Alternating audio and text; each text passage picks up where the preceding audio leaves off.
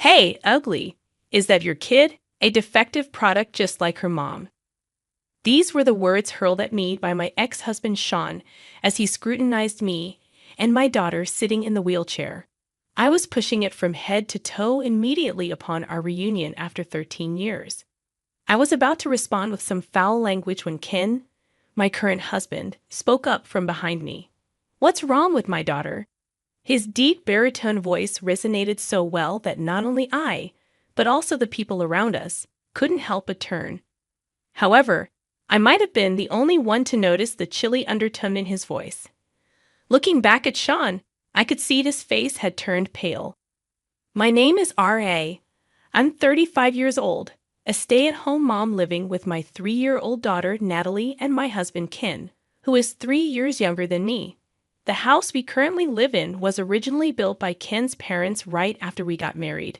My mother-in-law passed away suddenly from an illness, leaving her elderly husband living alone. We couldn't leave my father-in-law by himself, so Ken's parents handed over the house they lived in to us and moved in with my father-in-law. One of the reasons probably was that they were worried about Ken's financial situation just after he had started his own business. They wanted us to live in their house without having to pay rent, which was a significant decision for us.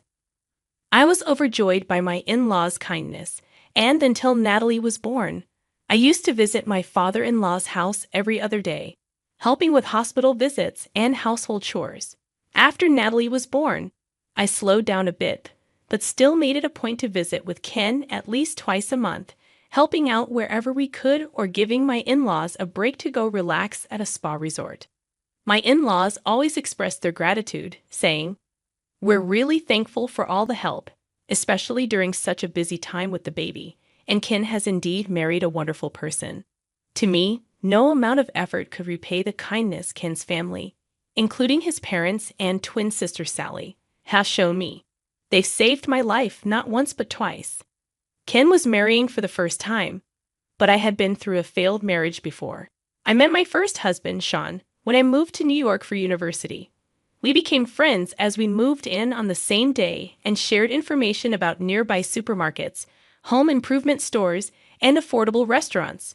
Sean attended a prestigious private university known for its stylish campus and media presence, quite different from my practical university. He was tall and handsome. He often said, "A lot of students at my university come from privileged backgrounds, making it feel claustrophobic for someone from the countryside like me. You and I are alike. It's easier because we don't have to put on airs." And so he started to spend more time at my place, eventually leading to us living together like a couple. Back then, I couldn't believe I was dating a handsome guy like Sean. I thought, I might not have the glamour of the female students on C's campus, but I can be a comforting presence. I ended up doing all the housework, cooking, cleaning, and laundry, which in hindsight was absurd. A man who seeks comfort right at the start of a relationship is hardly ever a good sign, as that comfort is purely self-serving. Love is blind. I ignored Sean's selfishness. When he said, "I want to quit my job because it's tough, but I can't afford to because I don't make much. My classes have gotten harder since I've advanced in my program," I suggested, "Why don't we move into a slightly bigger apartment? Don't worry about the rent." So we moved to a new apartment near our initial meeting place, and I ended up covering all the rent. Sean insisted on having 2 phone lines, one for him and one for me, claiming, "My dad got transferred to Europe for work around the same time I started high school, and my mom went with him. They're very conservative, and if they found out I was living with someone, they might stop sending money or even tell me to drop out. You wouldn't want that, and neither would your parents, even if we're planning to get married eventually." At the time, all I could think about was the prospect of marriage, not considering the implications of his request. This cohabitation put a significant financial burden on me since the apartment lease was in my name. I found myself responsible not only for the rent, but also for utilities like electricity, gas, water, the landline phone bill, and internet charges, all of which were being withdrawn from my account.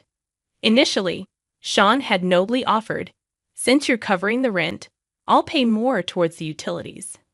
However, it wasn't long before he started saying, "Sorry, RA, I'm short on cash again this month because of social obligations. With job hunting on horizon, I can't afford to turn down invitations from friends in my seminar." So I ended up shouldering all the expenses. Before I knew it, I was also paying for groceries and even the beer Sean drank after his baths, with Sean's contribution being limited to the occasional delivery pizza when his friends came over to hang out. Moreover, whenever he invited seminar or club friends over, he'd tell me, "I haven't told them we're living together because it had just lead to awkward teasing. You should stay away from the apartment for the day." Outside of university classes, all my time was consumed by part-time jobs and household chores, leaving me with no one to confide in, rant to, or seek refuge with, forcing me to spend nights at manga caves or diners. The summers were tough, but waiting on a park swing in the cold, early mornings for the time when I could return home without enough money for warmth, I couldn't help but cry, wondering, what am I even doing with my life? As Sean and I reached our senior year and began job hunting in earnest, I finally snapped, accusing him of living like a leech. "You need to start contributing to living expenses immediately," I insisted. He switched to a soothing tone. "I'm so sorry, RA. I've just been taking your kindness for granted. Please don't be mad at me." His attempt to appease me was blatant, but it only highlighted the imbalance in our relationship. The next day, Sean unusually came to pick me up from my part-time job. When we got back to the apartment, he'd cleaned up the place and prepared a dinner. He seemed to have gotten it from a department store basement food hall, complete with a bouquet, wine, and even a cake. It was the first time I felt truly touched by Sean's thoughtfulness during our long relationship. He then presented me with a ring from a popular casual brand at the time, saying, "This is all I can afford right now, but someday I'll buy you a diamond worth 3 months of my salary." I remember blurting out a cliché about being the happiest I've ever been when he put the ring on my finger. But that was the only happy memory I had. Soon after, Sean said, "I'm torn between getting a job or studying abroad. But if things stay as they are, I'll just end up relying on you again, RA. It's a critical juncture in my life, so I want to try doing things on my own for a while." And with that, he moved out to share an apartment with friends. Left suddenly on my own, I was anxious. But Sean left some of his belongings with me and still contacted me twice a day by email or phone. So I thought, I shouldn't mope around. I need to focus on my job search too. I managed to get an offer for my first choice company, a mid-sized trading firm. But around that time, I started receiving strange calls on the landline registered in Sean's name. Naturally, I'd hear the messages left on the answering machine with ominous words like, "We'll be in trouble if you don't repay us by this week, and don't take us lightly." I quickly contacted Sean's cell, but he just brushed it off, saying, "It's nothing. Don't worry about it." Then letters began arriving in the mail filled with words like payment reminder and final notice. When I confronted Sean more forcefully, he snapped, saying, "Stop nagging. I've been putting up with someone as ugly and defective as you this whole time, so the least you can do is pay this off as a thank you." After that, he stopped answering my calls. Deceived by his regular contact, I realized too late that I hadn't asked for Sean's new address. When I tried contacting his university, they refused to give me any information, saying, "We can't disclose that to unrelated individuals." Desperate for any clue, I'd opened some of the cardboard boxes Sean had left in the apartment. Inside were documents from several finance companies hinting at debts, old clothes with no resale value, and a used, outdated laptop. There was nothing that could lead me to Sean's parents' address or his current whereabouts, making me realize I was nothing more than a source of money to him. But things got worse. Not long after losing contact with Sean, 2 men in suits showed up at my apartment, informing me that as Sean's wife and guarantor for his debts, I was expected to repay them promptly. The additional blow, at a time when I hadn't even recovered from the shock of being abandoned by Sean, was enough to devastate me. It was Ken and his family who rescued me from this situation. That's why I've always wanted to do everything I can for my parents and kin. However, as I was pushing my daughter Natalie's wheelchair through the mall, I had an unexpected reunion with Sean, the man who had betrayed and abandoned me 13 years ago. He looked at me and Natalie rudely, then approached with an unpleasant smile. And the first thing he said was, "Hey, ugly, is that your kid? A defective product just like her mom." I was about to lose my temper, not just at the insult to me, but to my innocent daughter, when a man stepped in between Sean and me. It was Ken, my husband. "What's wrong with my daughter?" Ken asked, his voice carrying clearly. Passers-by stopped to see what was happening, but Sean, for some reason, turned pale and didn't retort. As Natalie and I looked back and forth between Sean and Ken, Sean, unable to withstand the surrounding gazes, snapped at Ken, "This is private. It's none of your business, right?" But Ken, unflustered, replied, "I'm involved because it concerns my family. Otherwise, I wouldn't bother speaking to someone like you."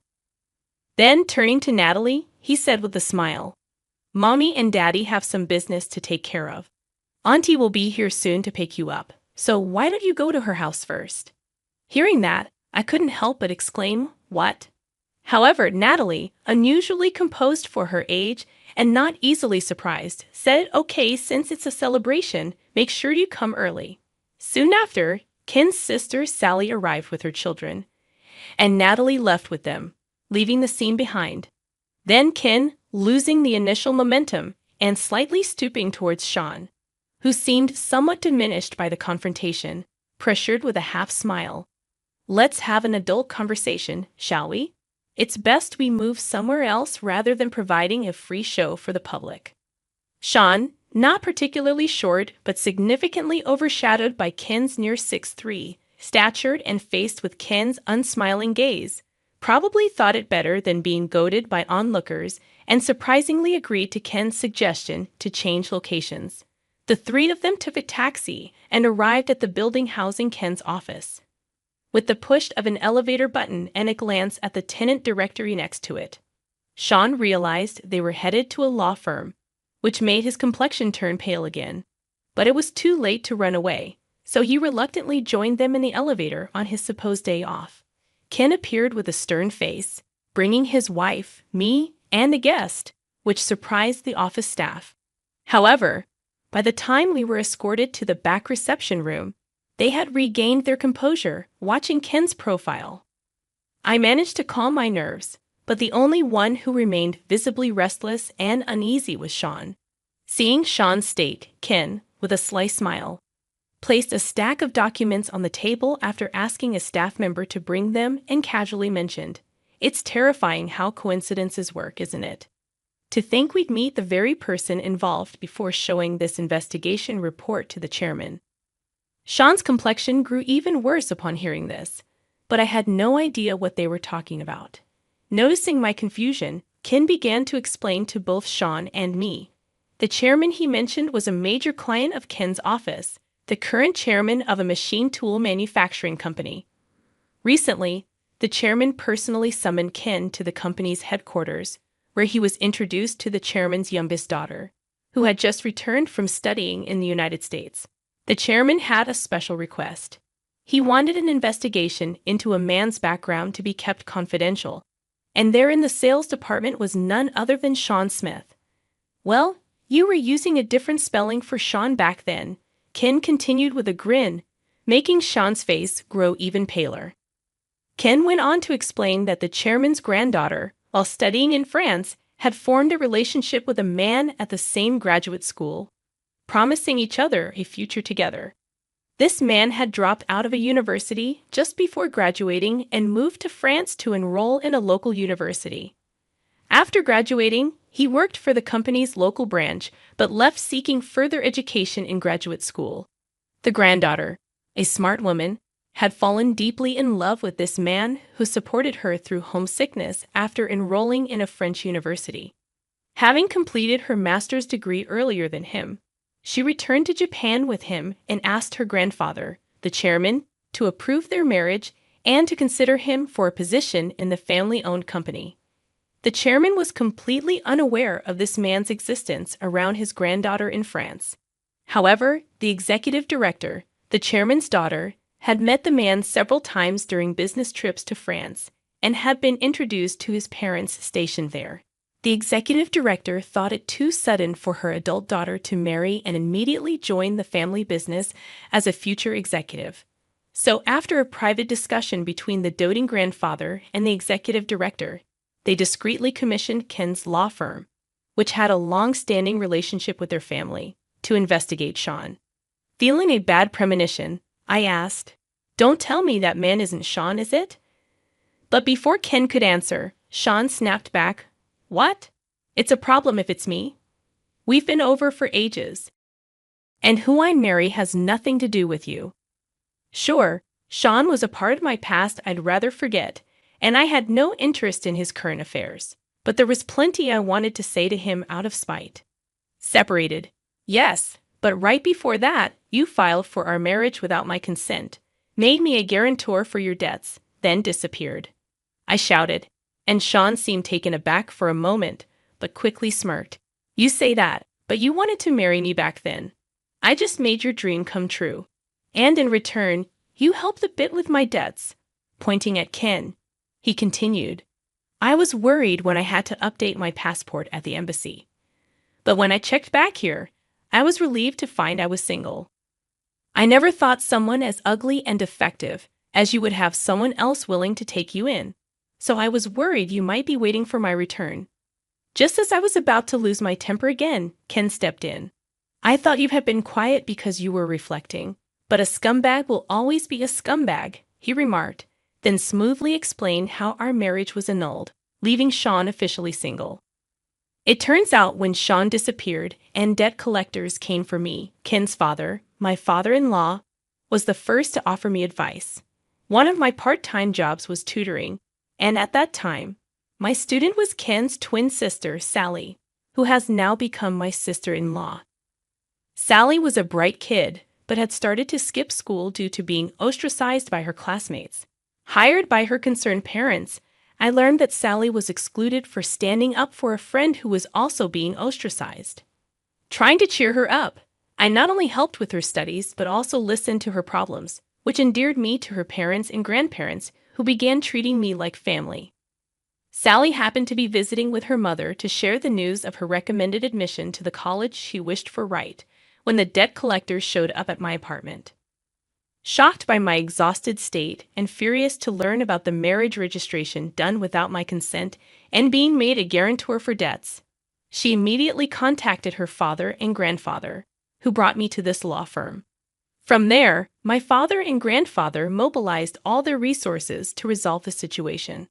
They started by filing for an annulment due to the unauthorized marriage registration and negotiating with the financial institutions about the invalidity of me being made a guarantor against my will. It was a tough battle, but given their expertise in this field, they managed to successfully resolve both issues.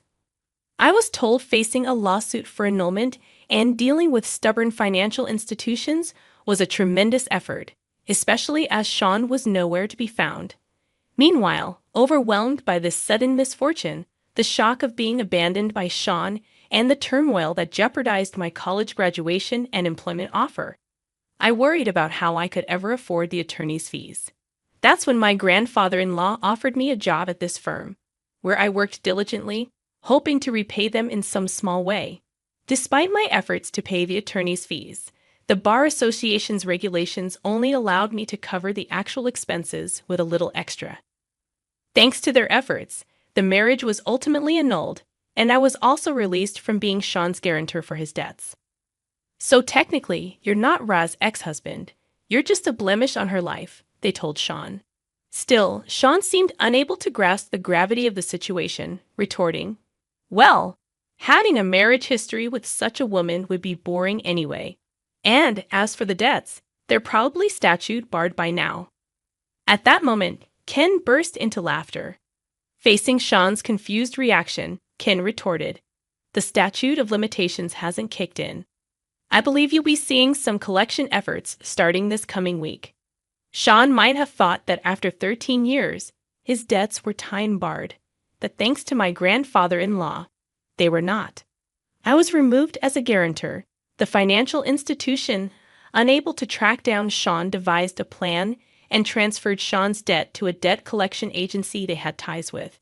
In cases like Sean's where repayment was dodged or delayed, making the bad debt unrecoverable, financial institutions often sell these debts to debt collection agencies. These agencies then are professionals in collections, employing all legal means possible. Thanks to their extensive knowledge of the law, the agency that purchased Sean's debt was no exception. After proceeding with various legal steps, a court judgment initiated by the collection company has reset the statute of limitations for another 10 years, making the debt fully valid today. Moreover, the total debt, now inflated with accrued late fees and legal costs, has skyrocketed to several times the original amount. Hearing this, Sean momentarily looked disheartened, but then defiantly claimed, such trivial money. Once I marry into that company's granddaughter's family and land a job there, it'll all be manageable. Such was Sean's shallow thinking. He probably assumed that marrying into the family as planned and securing an executive position at his father-in-law's company would make the debt repayment seem trivial. However, when Ken reminded him, "Do you remember what I mentioned earlier, who had hired me to investigate you?" Sean's face turned completely pale. The truth is, Ken is Sally's twin brother.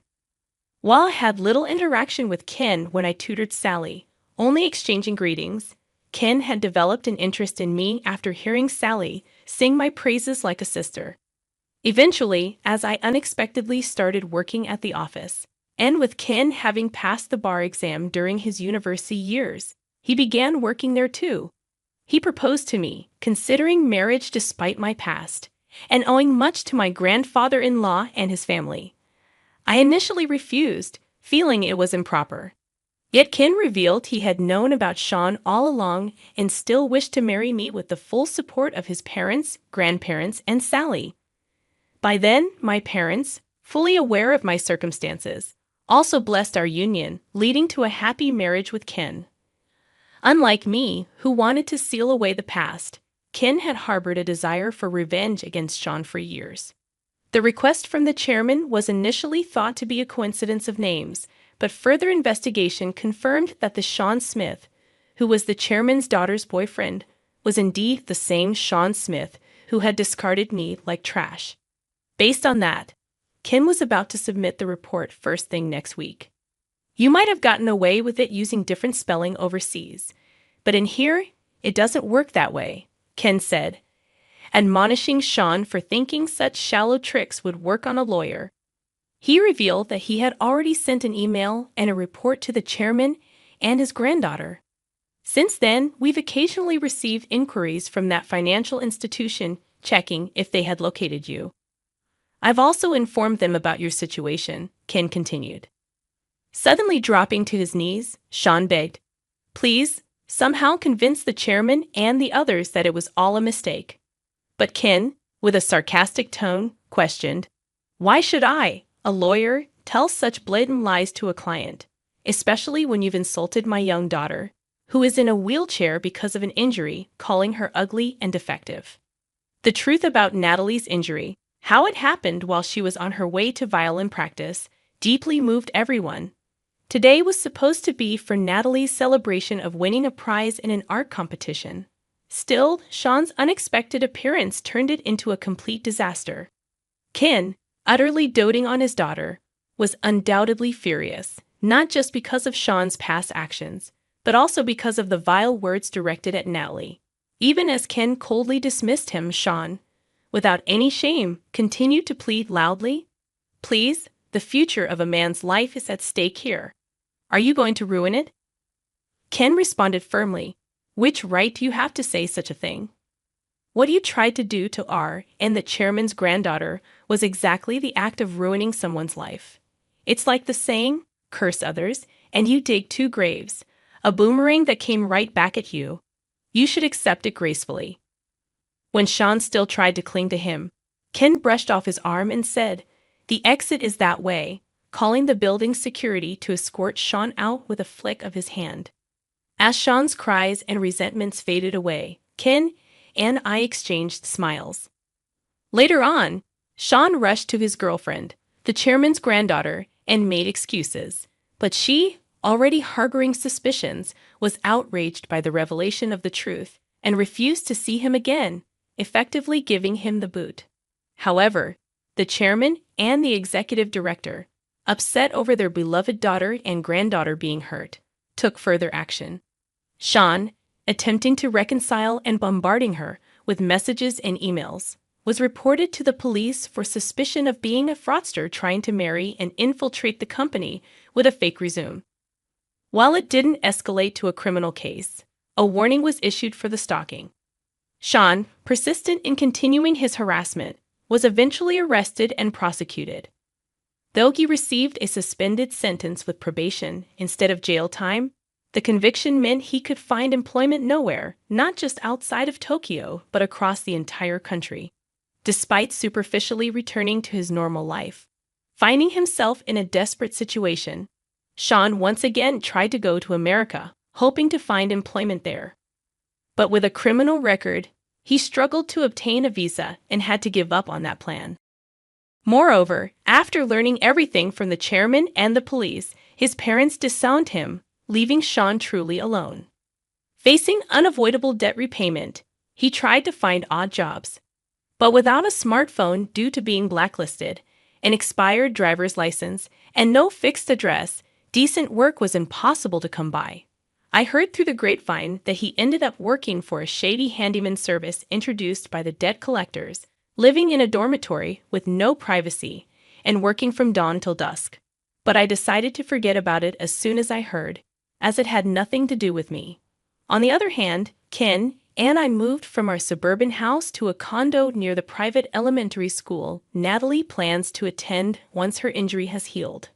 Natalie, who has been averse to taking the train since the accident, liked the bus accessibility and the view from our high-rise apartment, seeming happier every day.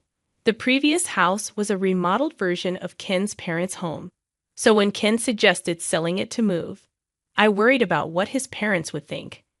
However, they, enjoying their second life in a warm sea town, told us the happiness of our son, his wife, and our granddaughter is what matters most. Don't worry about us. They actually encouraged us to go ahead with the move. Being closer to my workplace means more time spent with the family than before. It was a good decision. Ken, enjoying the new life as much as Natalie said, watching them. I've been thinking about trying something new myself.